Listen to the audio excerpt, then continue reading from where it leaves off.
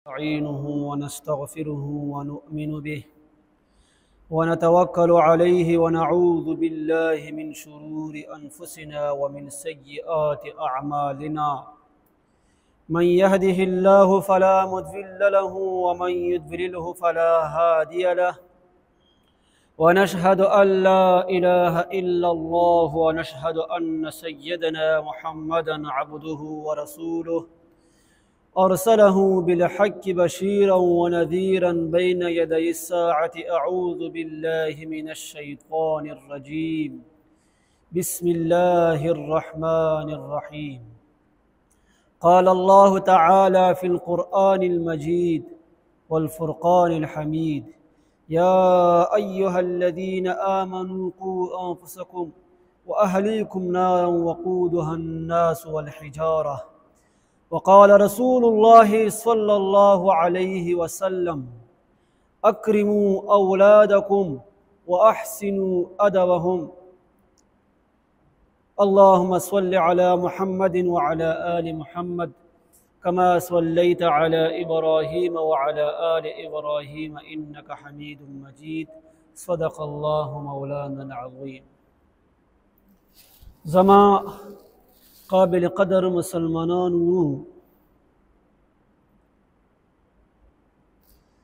په دنیا کې الله جل جلاله د خپلو بندګانو باندې ډېر لوی نعمتونه کړي دي. په هغه کې یو عظیم نعمت هغه دی سکم والدینو ته هم الله جل جلاله اولاد ورکړی دی. دا هم ډیر عظیم نعمت ده. او لکه څرنګې اولاد په خپلو والدینو باندې حقوق دي، ذمہ داری ده، نو دغه شان والدینو هم په خپلو بچو باندې حقوق شته. د قرآن او حدیث په رو سره والدین به د خپلو بچو صحیح طریقې سره خپل حقوق به ادا کوي او کوشش به کوي. عزیزانو تاسو وګورئ، تاریخ مطالعه کوئ، څومره هم لوی لوی شخصیات تیر شوي دي او څومره هم هغه خلک کومې غټې غټې کارنامې کړي دي او تاریخ محفوظ کړي دي، دغه اهمترینه وجه به همدغه وي چې دغو خلکو به په ماشومتوب کې به د خپلو والدینو صحیح تربیت کړی وي او خپله ذمه وره دا به څه کړی وي، پوره کړی وي. نو دغه وجه دی داسې قسم داسې خلک ماشومانو نه بیا ډېر لوی لوی خلک هم وتلی دي او لوی لوی اهمترینې کارنامې هم څه کړي دي، ادا کړي دي. زما عزتمندو مسلمانانو، بعضې خلک دغه وایي زما باندې صرف خپله اصلاح واجب دی، زه صرف خپله اصلاح وکړم، خپله ټیک شم، بس د ما دپاره چې شی دی کافي دی، بل چا ذمه وره په ما باندې نشته. نو دغه د دوی غلط فهمي ده او دا غلطه خبره دی چې څوک چې هم دا خبره کوي، بلکې تا باندې د خپل ځان اصلاح سره سره د خپلو بچو اصلاح هم ضروري ده. دغه شان د خپل ماتحت کوم خلک دي مغو اصلاح کول هم چې دی دغه ضروري ده. داسې نه دي صرف په تا باندې د خپل ځان اصلاح دغه څه شی دی ضروري دی او واجب دی. دا خبره بالکل غلطه دی. د دې دلیل قرآن کریم کې شته. الله تبارک و تعالی فرمایي یا ایها الذین آمنوا قوا انفسکم واهلیکم نارا وقودها الناس والحجاره. اے مومنانو تاسو د خپل ځان د اور د جهنم نه وساتئ. دغه شان د خپل بچی دا د هم د اور د جهنم نه وساتئ. داغه دسی اور دی چې د دې سکراټې خشاک دا به کافران او ګناهګاران خلق وي او دغه شان به کاڼي وي. اوس د دې آیات نه موږ ته دغه معلومه شوه چې خپل ځان سره د خپل بچی تربیت هم پکار دی. چې د بچو اصلاح هم پتا باندې ضروری دی. او کچېرې تا د بچو تربیت صحیح طریقې سره اونکو، صحیح طریقې سره تا اصلاح ونکړه، نو ته به څه شی وي؟ ګنهګار به وي او د بچو ذمه به دا پتا باندې به څه شی وي؟ دا به پاتې وي. امام غزالی صاحب رحمت الله علیه فرمایي چې لکه څرنګې چې د یو پلار دنیوي اور نه خپل بچی محفوظ کوي، دنیوي اور ته خپل بچی نه چوي، نه غواړي دا هغه چې زما بچی اور ته څه شي پرېږدي. نو دغه شان د دې دپاره دا هم پکار دی اخروي چې کوم اور دی هغه نه د هم د خپل بچي څه کړي محفوظ کړي. او دا به هلې کېږي چې کله دې ته ښې طریقې سره دیني تربیت دغه څه شي وشي. دغه شان حضرت علی رضی الله تعالی عنه فرمایي چې لکه څرنګې په خپله باندې څه ته زده کوې، ښه کارونه تا ته علم زده کوې، دغه شان تا ته پکار دی د خپلو بچو باندې هم څه ورباندې زده کړي، دین ورباندې زده کړي او بهترین خبر ورباندې زده کړي. زما عزتمندو مسلمانانو، زمونږ یوه غلط فهمي ده، هغه ختمول غواړو. هغه غلط فهمي دا هغه دی چې یو کس به ډېر نیک به وي، تقوادار به وي او ښه عبادات به هم کوي، خو د دې بچی چې کوم دی دا به ډېر زیات سرکشه وي، دا به بدعمله وي او دینه به معاشره دغه به تنګ شوي وي. که د دې والد نه د دې کس نه څوک تپوس وکړو ای فلنکیه په خپله باندې خو ته ډېر زیات نیکي او معاشره در نه خوشحاله دی، خالق در نه خوشحال دی، ای پلاره ای فلنکیه د ستاسو کوم بچی دی دغه ډېر بد عمله دی. که چیرې مغا ورته دغه وفرمایي چې زه ورته نصیحت کوم خو زما خبره نه مني او د منع کولو کوشش نه کوي، د بد عملو منع کولو کوشش نه کوي، اوس د دې ذمه فارغه نه شوه. که چیرې دغه وایي چې زما ذمه فارغه دی، زه ورته نصیحت کوم خو منع کولو کوشش نه کوي، د دې ذمه فارغه نه دي، بلکې دا به هلې د دې ذمه فارغېږي چې کله دغه نصیحت هم کوي او د بدو اعمالو منع کولو کوشش هم کوي.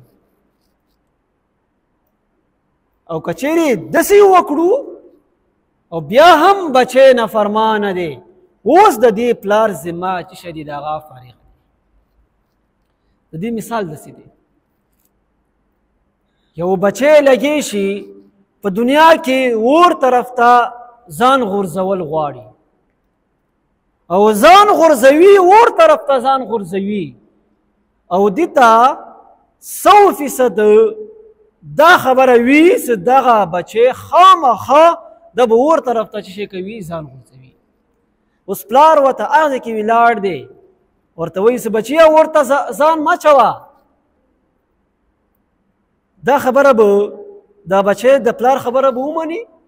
هېڅکله به هم ونه مني، ځکه چې دغه فیصله کړې وي چې زه به اور طرف ته ځان چوم. اوس که چېرې دغه پلار لګی شو، دغه څه کوم ماشوم دی دغه بچی اور طرف ته ځان چوي، دغه پلار ورته مخامخ ودرېدو، حایل جوړ شو چې بچیه ته څنګه د اور طرف ته ځان غورځوي، دا خو نقصان دی، تکلیف به درته دور کړي، تکلیف به درته ورسوي. ورته بلکل مخامخ ورته ودرېږي. بچیه څومره پورې چې زه موجود وم، وره پورې ته اور طرف ته هېڅکله هم قدم نه شي ږدولی. هغه بچی به اور طرف ته ځان واچوي؟ هېڅکله هم نه.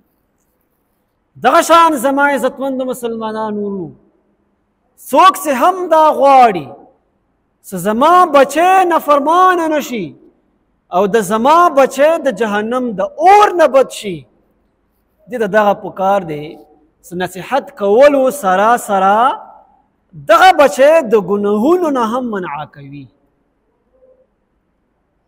او بل مثال دی، ته جمع ته کور کې جمع ته راوځې، جماعت ته راوځې، یو بچی دی کور کې ناست دی په کټ باندې او په موبایل باندې اخته دی.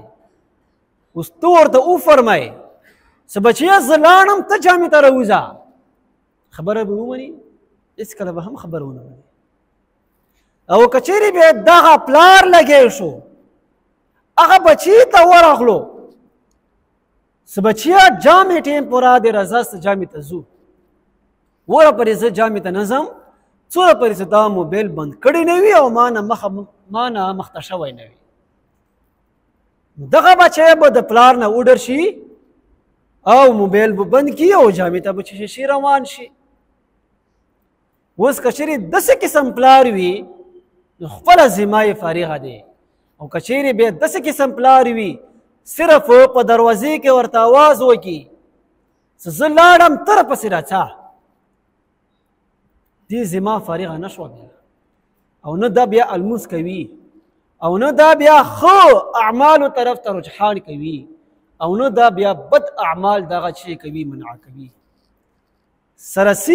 سراسر نصیحت کول دغه ذمه فارغېدل نه دي، بلکې زړه نه نصیحت کول او ګناهونه نه منع کول دغه چې شي دي دغه بیا تا ذمه چې شي کېږي فارغ کېږي. زما عزتمندو مسلمانانو، قیامت په ورځ باندې به هر یو انسان نه به هر یو ذمه دار نه به پوښتنه کېږي. جناب نبی کریم صلی الله علیه وسلم فرمایي څه په دنیا کې هر یو ذمه دار نه به څه کوم یو کس هم ذمهوار وي، مشر وي، دغه متحتو خلق به متعلق تپوس به ورنه کېږي. که چېرې یو پلار دی دغه بچي دي هغه متعلق به هم تپوس کېږي، ای پلاره بچي مو دیر کړي وو، لوی نعمت مو دیر کړی، بچو تربیت د صحیح طریقې سره کړی دی که نه دی کړی؟ که صحیح طریقې سره یې کړی وي نو دغه پلار کامیاب دی، که صحیح طریقې سره یې نه کړی وي، نافرماني یې کړې وي، معاشره ونه تنګ شوي وي، نو دغه بیا پلار چې شی دی دغه بیا ناکام دی.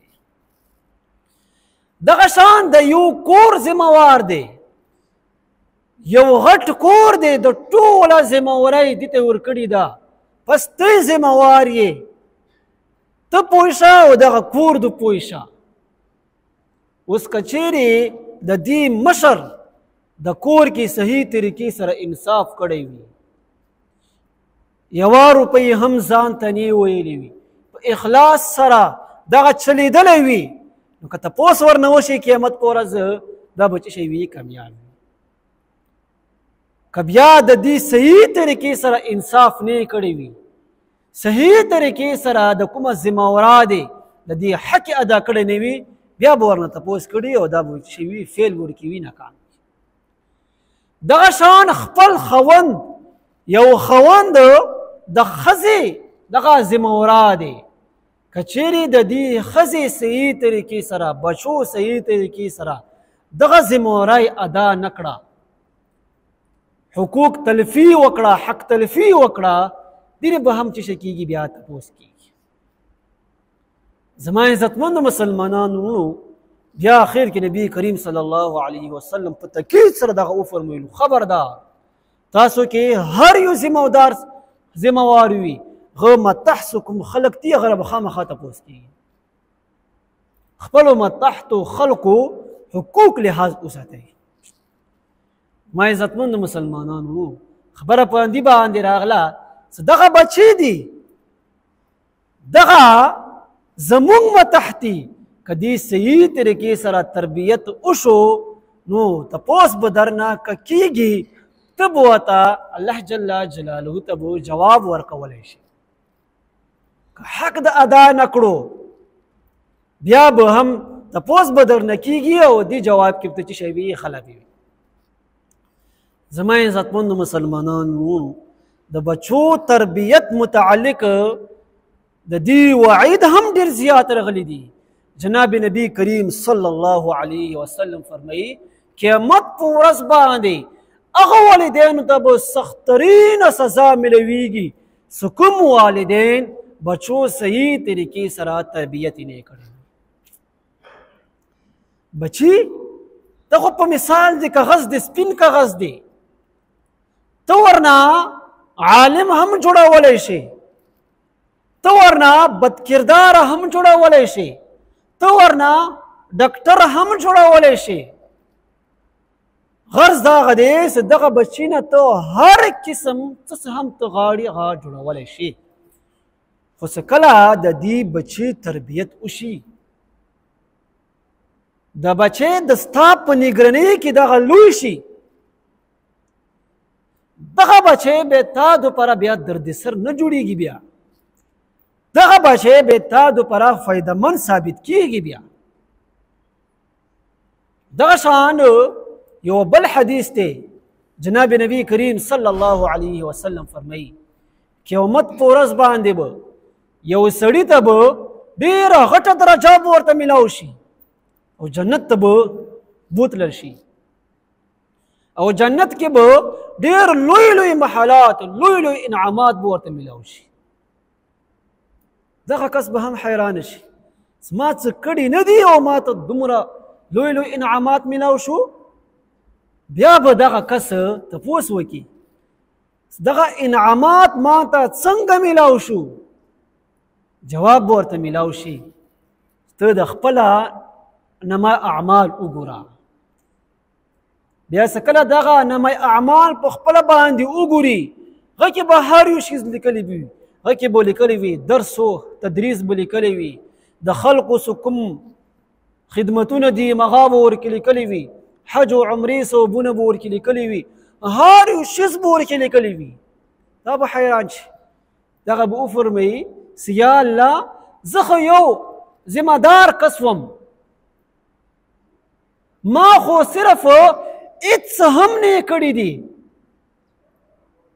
ما صرف دغه ذمه وه زه به تلم پټو ته، د پټو والا کار به ما کولو، ذمه دار به کس وم، او دغه څه کوم نما اعمال کې څه کوم لیکلي دي یا الله دغه راته وفرمایه چې دغه څنګه زما نما اعمال کې دغه شی دی لیکلي دي.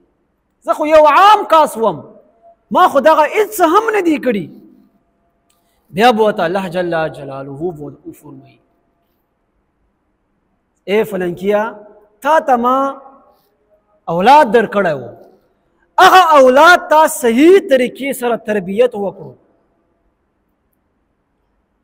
دغې اولاد څه هم په دنیا کې کړي دي دا په تا په برکت سره یې کړي دي. که دغه درس و تدریس کړی دی، که هغه خلقو ته فایده رسولې ده، که دغه حجونه او عمرې کړي دي، تا ورکې باقاعده پورا اجرونه ورکې وو، پورا ثواب تا ته میلاو شو. نن څه ته جنتونو ته رسېدلی دی د خپل اولاد په برکت سره رسېدلی. لکه څه ته وفات شوی وي، دې اولاد په دنیا کې بهترون کارونه یې کړي دي، ښه اعمال یې کړي دي، خلکو ته یې فایدې رسولې دي، درسونه یې کړي دي، او نن څه ته په جنتونو کې ناست یې، نن د تا اولاد صحیح تربیت هغه فایده دی.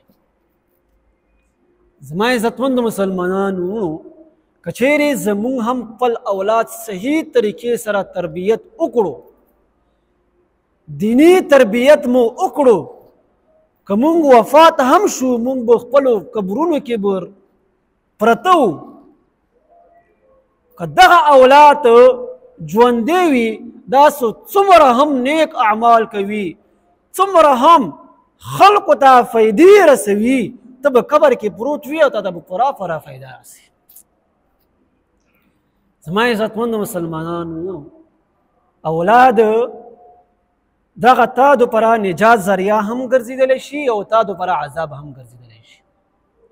نجات به په هغې صورت کې تا ته ملویږي که چیرې ته صحیح طریقې سره دغه اولاد تربیت وکړې. دینی سکم تربیت تی مغا ورته وکړې، دین مسائل ورته وښایې، نیک اعمال سکم دی مغا ورته وښایې، صحیح لیرې باندې بوځې، بس دغه اولاد تا دپاره چې شی دی نجات ذریعه دی. او که چیرې اولاد الله جل جلاله درکړی دی او ته تربیت نه کوي، ته خپل اولاد غام نه کوي، غا اولاد څه هم کوي، غنه ته بې خبره وي، د الله جل جلاله څومره هم احکامات دي هغه صحیح طریقې سره نه ادا کوي، معاشره ورنه تنګه دی، نو دغه اولاد بیا تا دپاره چې شی دی عذاب دی. د دې متعلق به هم بیا تپوس درنه کېږي. حتی کې یو بل حدیث کې مې لیدو، جناب نبی کریم صلی الله علیه وسلم فرمایي څه قیامت په ورځ باندې به دغه څه کوم اولاد دی دا به خپل بچي رنوي، د دې متعلق به الله جل جلاله ته به شکایت کوي، یا الله دغه زما پلار دی، دې صحیح طریقې سره زما تربیت نه کړی دی، د دې تربیت نه کولو وجو باندې زما دینی څومره هم مسایل دي هغه ما زده کړي نه وو، حرام مال یې په خپله باندې هم خوړلی دی او په ما باندې هم حرام مال خوړلی دی، یا الله زما حق ضایع کړی دی، یا الله تپوس یې ورنه وکړي. وی نه وي حدیث کې راځي دغه څه کوم پلار دی دغه بیا ونیوي.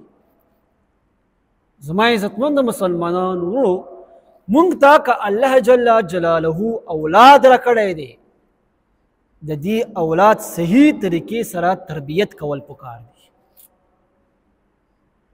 د دې مثال داسې دی، علماو یو مثال ذکر کړی دی، د اولاد مثال هغه علماو ذکر کړی دی.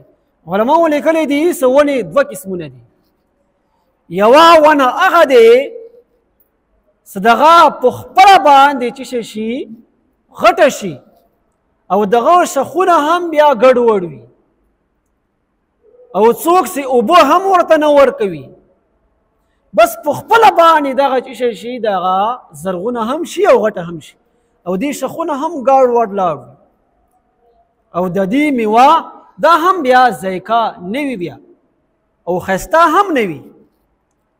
یو خو دغه ونه، یو هغه ونه دی چې یو مالک وي غی وکري، بیا څه کله شنه شي هغه نبات بیا ښې طریقې سره وخت په وخت اوبه ورچوي ورته، او څه کوم ګډوډ شخونه ځي هغه شخونه هم بیا چې کوي کټ کوي،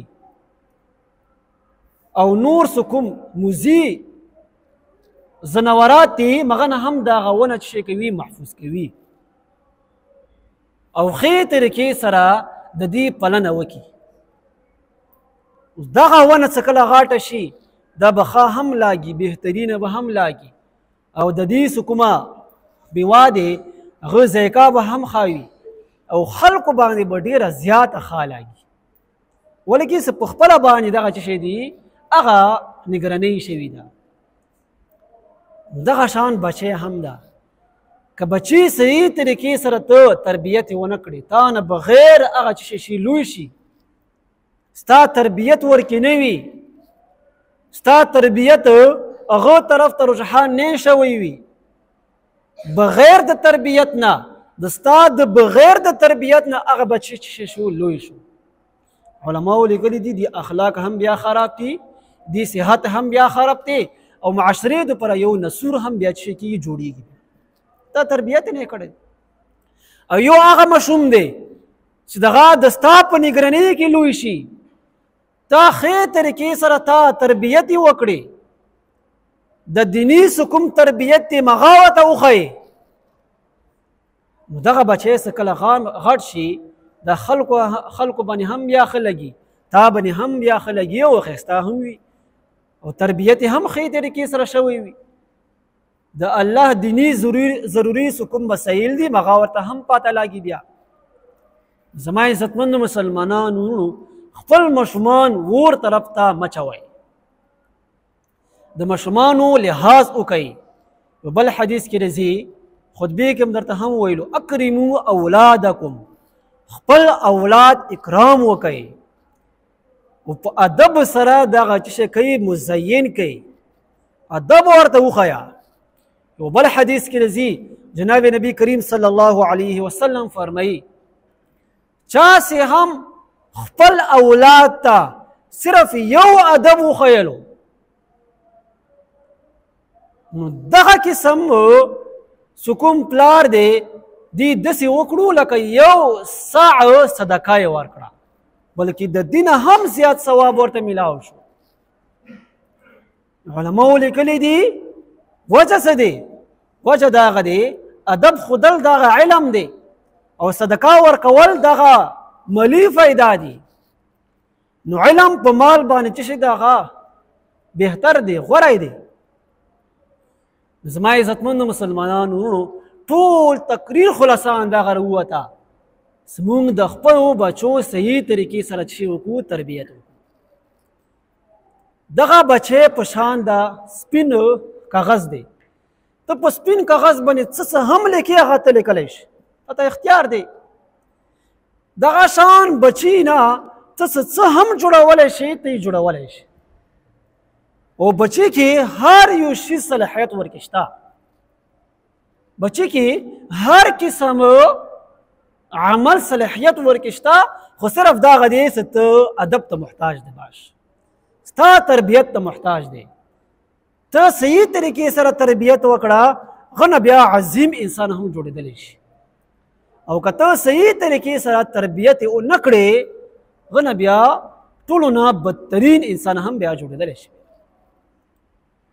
زما عزتمندو مسلمانانو ټول تقریر خلاصه دغه شوه، الله جل جلاله مونږ ته لوی نعمت راکړی دی، هغه دی اولاد. دغه اولاد څه مونږ ته راکړی دی، دی اولاد صحیح طریقې سره تربیت وشي، دا تا دپاره چې څه جوړېږي فایدهمند جوړېږي. وآخر دعوانا ان الحمد لله رب العالمين. لا اله الا انت سبحانك اني كنت من الظالمين. رب اشرح لي صدري ويسر لي امري واحلل عقدة من لساني يفقهوا قولي. اللهم اغفر للمسلمين والمسلمات والمؤمنين والمؤمنات. اللهم اغفر للمسلمين والمسلمات والمؤمنين والمؤمنات. صلى الله على خير خلقه محمد وآله وصحبه.